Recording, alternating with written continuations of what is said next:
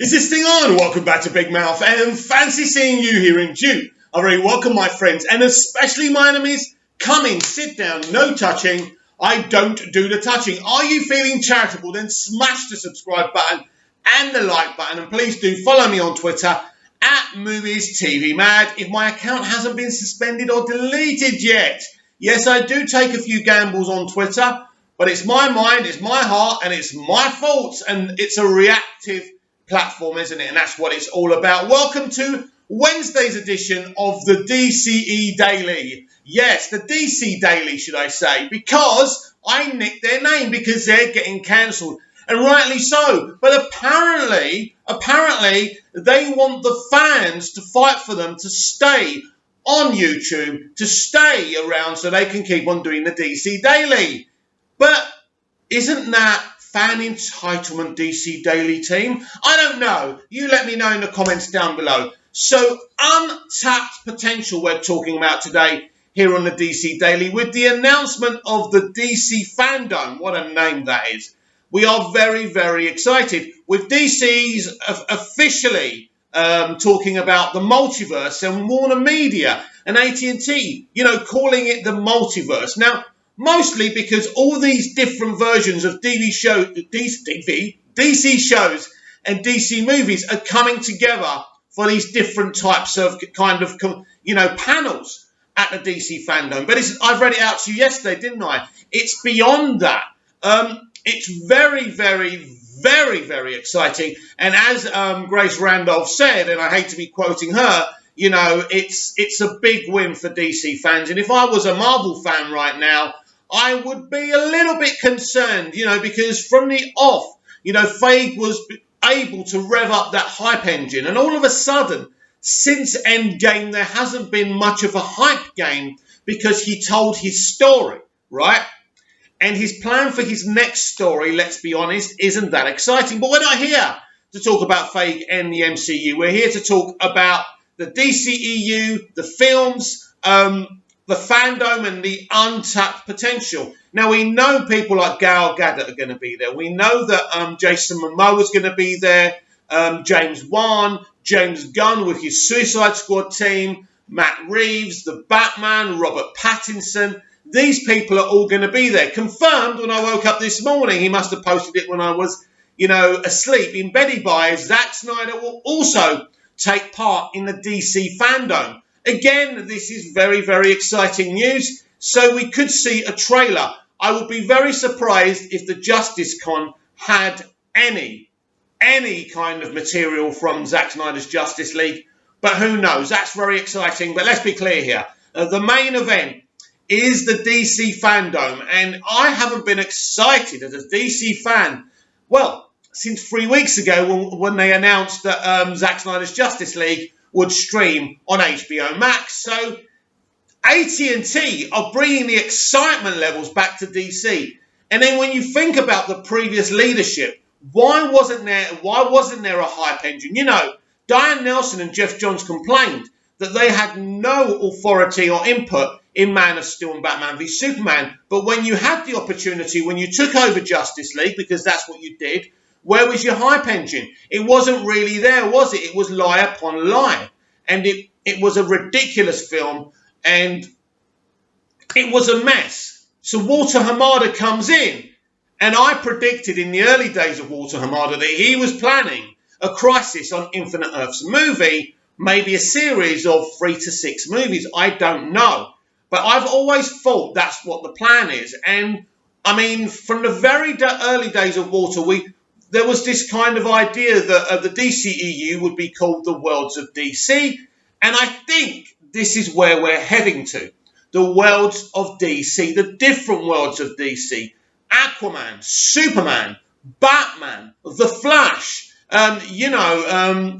Batgirl. Just so many different worlds. And then you're not even including the TV universe. But here we like to talk more about the movieverse. That's what floats my boat. But the announcement of the DC fandom just shows you the untapped potential, the vision that AT&T has for DC as an IP. And as I say, the previous leadership and the leadership before that and the leadership before that should have been doing this, but it didn't. So we have got this very exciting event on August the 22nd, something for everyone. And as I said yesterday, I expect big announcements. And of course, what we don't know is if we're going to get Henry Cavill and Ben Affleck. And there's been no announcement about them. But the Batman vs. Superman Dawn of Justice official Twitter account posted about Batman and Superman being there. Now, in what form are Batman and Superman going to be there? That is the big question, my friends. Will there be a Superman movie announced? I would like to think so. Will there be a Ben Affleck, the Batman straight-to-streaming TV show announced at DC Fandome? We don't know. Again, I'd like to think so. And this is the untapped potential I'm talking about. Please comment down below and let me know how excited you are for DC Fandome and the potential of Henry Cavill being there, Ben Affleck. We already know Zack Snyder's there. You know, was it Chris Wong-Svensson who said on Twitter he's pinching himself because he can't believe what's happening? And I think a journalist from Screen Rant, who's part of the Zack Snyder fandom, said himself, we're going to get the announcements we've always wanted. So it really does sound like, you know, do not miss the DC Fandome. This is a must for all DC fans. But you're wondering why I've got this trailer of Batman Forever playing repeatedly behind me. Because yesterday, Batman Forever is 25 years old, was 25 years old. Now, a lot of people hate this movie. This movie was directed by Joel Schumacher. Now, people hated on Schumacher for this movie, but it's interesting. You know, Schumacher has directed some great movies. Falling Down, Phone Booth, two of my favourite movies of all time. This is a really hardcore auteur director.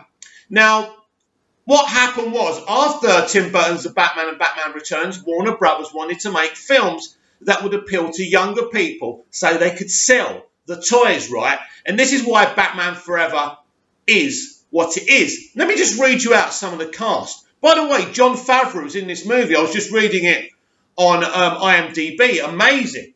You've got Val Kilmer as Bruce Wayne and Batman. You've got Jim Carrey as the Riddler. Chris O'Donnell as a great Dick Grayson, a.k.a. Robin. Nicole Kidman as Dr. Chase Meridian. Tommy Lee Jones as Two-Face. And he's fantastically kind of Two-Face in that film. No, it's not the Two-Face like we saw in The Dark Knight. As I say, this was a very campy film. We've got Drew Barrymore. We've got a great cast. As I say, Jon Favreau, Marlon Wayans as well. Who did he play? I can't even remember half these people. So it's a really strong cast. What Batman Forever truly is as I say, a really campy, colourful Batman movie. But there has got some darker elements to this film. Bruce Wayne is still haunted by the murder of his parents. And what they do very cleverly, what the director does in this film really cleverly, is he does it all in not flashbacks, but in dream sequences, which I really like. Don't forget, this is the continuation of Batman and Batman Returns, right? So it's still the same thing. Now, personally, I thought Val Kilmer did a great job, and I think Val Kilmer should have been in Batman and Robin, and I don't know what went wrong there. Look, I even enjoyed Batman and Robin to a point. I think it was overstuffed. I think there were issues with that film, but I still think it was quite enjoyable in places. But it is what it is. You know, you can't rewrite history. You can't say these films are perfect films. But what you can say is there was an attempt to be colourful and campy. And you can't call either of these films not entertaining, because they are. Now, whether you want to hate on them or not. So I really like Batman Forever. We saw the origin story of Dick Grayson. I thought Val Kilmer and Chris O'Donnell were just so great together. I love the rest of the cast as well. Nicole Kidman was great as well as Dr. Chase Meridian, this kind of psychiatrist, this dream analyst as well. She did a really good job on the film. They didn't give her much to do. It was disappointing. She was really just the hot girl in the film. Unfortunately, that's how they did things back then. But I really, really like this film, and I could watch it again and enjoy it. And Jim Carrey as the Riddler, I thought he was fucking brilliant as Ed Nigma. I thought he did a really good job. A lot of people didn't like him; they thought he was over the top. But you know what? The Riddler can be over the top. I think the Riddler we're going to see in Matt Reeves' The Batman is going to be very, very gritty and more relatable, and that's fine. Everyone has different ideas creatively what they're going to do with this beautiful universe. But yeah, I love Batman Forever, and I'm not going to apologise for it. I'm not going to try and convince you that you should like that movie. But I tell you what, 25 years. Wow, I saw this in the cinema. I'm feeling old. I'm 48. I'm 49 on October the 26th. So I don't look it. Well, thank you. It's the Nivea skin cream that I use. But yeah, a really, really good, campy, theatrical movie. It's very big. It's very bold. It's very expensive.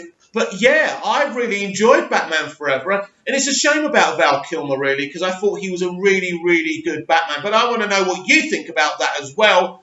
Are you a fan of Val Kilmer in Batman Forever? How do you think the director did? Do you hate it? Do you love it? Comment down below. I want to know that. And I want you to tell me what you're most excited about the DC fandom, because you are the fans. I am the fan as well. I love all this. And we need to get together and be positive here, because it's a big win. AT&T are taking this IP to another level. And there's also this situation with John Aaron Garza is getting himself in a bit of trouble with some of the other fans, where he's still doubling down on Ryan Reynolds actually being in Zack Snyder's Justice League as Green Lantern, the same Green Lantern, Hal Jordan. He played in that movie, another movie, an underrated movie that I really like.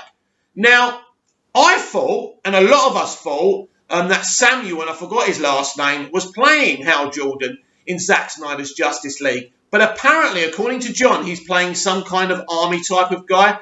Now, Samuel was hinting that he was a Lantern. So again, this is very intriguing and very interesting. John hasn't been wrong thus far, so I'm not going to doubt him. But all these things will be discovered and found out, maybe at DC Fandome. So comment down below, like, share and subscribe, and I'll be back tomorrow with even more DC Daily. See you again soon.